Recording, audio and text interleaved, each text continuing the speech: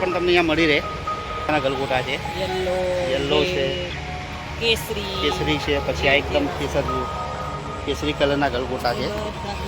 આ બધા ગુલાબ છે. ગુલાબ એ મન મોહી લીધું આપણું. ગલગોટા પણ મસ્ત છે, પણ ગુલાબની વેરાયટી બહુ છે આ લોકો પાસે. હાય ફ્રેન્ડ્સ, હાય. તો ગુલાબની વાડીમાં આવેલા છીએ, નર્સરીમાં છીએ. નર્સરી બતાવવાનો પ્રયત્ન કરીએ.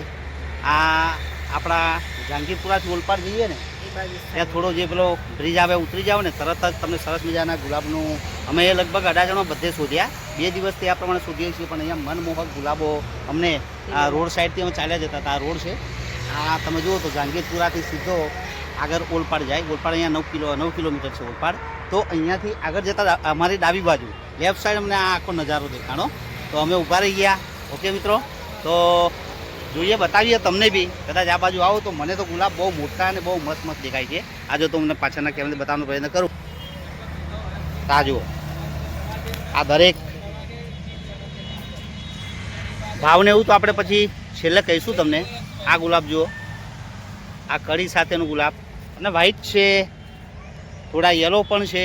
ઓકે, આ બીજા પણ છોડ ઘણા બધા છે. આ લોકોનું સેટઅપ ઘણું મોટું છે, એટલે ઘણી બધી વેરાયટી તમને મળી જાય. આ બાજુ તમે જુઓ ને તો કેળના પણ છોડ છે. આ તમે જુઓ તો આ કેળ પણ તમને દેખાશે.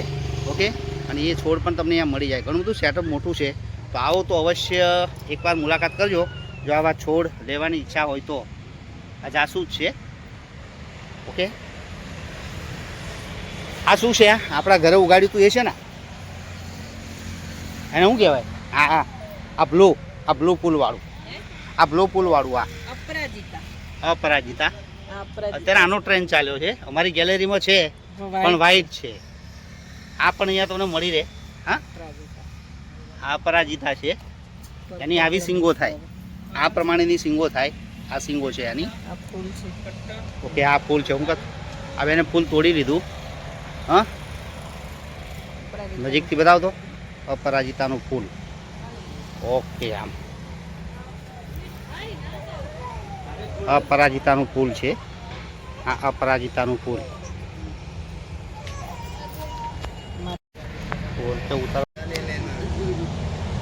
આ તુલસી માતા છે. આ તુલસી જો કેવી રીતના મોટી કરી છે આપણે. આ તુલસી છે. આ ઓકે, ઘણા બધા છોડ છે, અલગ અલગ પ્રકારના છોડ છે. આ પણ તમે જોઈ શકો. આ શ્યામ તુલસી કે શ્યામ તુલસી. ડાયરેક્ટ કુંડામાં તમે લટકાવવાના છોડ જોઈએ તો પણ એ મળી જાય જો દૂર દૂર સુધીમાં. અને આ કંઈક વ્હાઈટ જાસૂદ. ઓહો, આ વ્હાઈટ જાસૂદ છે. આ વ્હાઈટ જાસૂદ રેડથી કંટાળી ગયા હોય તો હવે વ્હાઈટ જાસૂદ પણ તમને અહીંયા મળી રહે. યલો પણ છે. આ ગુલાબ જુઓ. હવે ડાજનની તમે કોઈ પણ નર્સરીમાં જાઓ તો ગુલાબ તમને છોડ પર જોવાય નથી મળતા. આ તમે આખી લાઈન જુઓ. આખી હું તમને બતાવવાનું તો આ નાના છે, આ દેશી. ઓકે, આ બાજુ જુઓ.